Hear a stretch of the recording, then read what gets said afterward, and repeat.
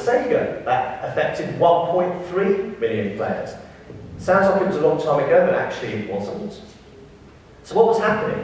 Did they have the right technical and organisational measures in their organisation to stop this kind of thing from happening?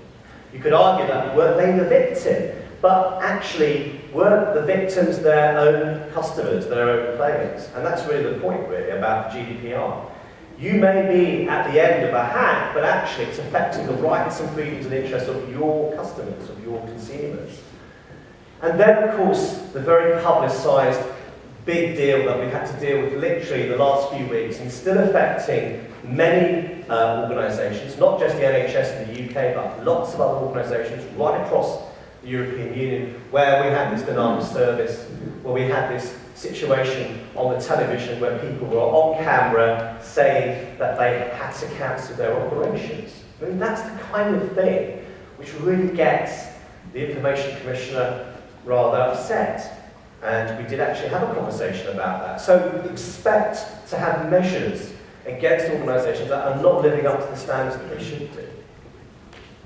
And then we had Wonga this year, the pay loan company, which has had to reinvent itself. So it doesn't use puppets anymore. But 270,000 customer accounts were hacked. And that wasn't just in the UK, that was in Poland as well.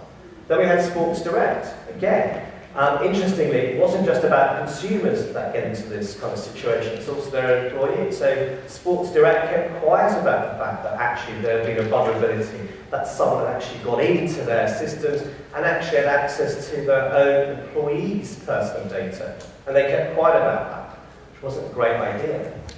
And then we had Tesco. Tesco. Many years ago, Tesco was the most admired company in the UK. It was also one of the most profitable. Sadly, that probably isn't the case today. But Tesco is still a very important part of the retail landscape where I come from. And of course, there are other places where they trade as well.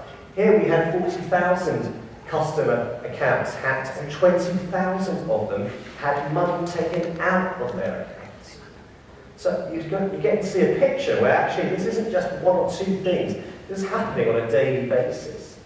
And then we had Free, which actually miscalculated how many people were affected the first time round. And what tends to happen in those situations is you have the initial personal data breach report, and then you have the final personal data breach report, and then they compare the two. And they think, actually, why is it so different from the first time you reported?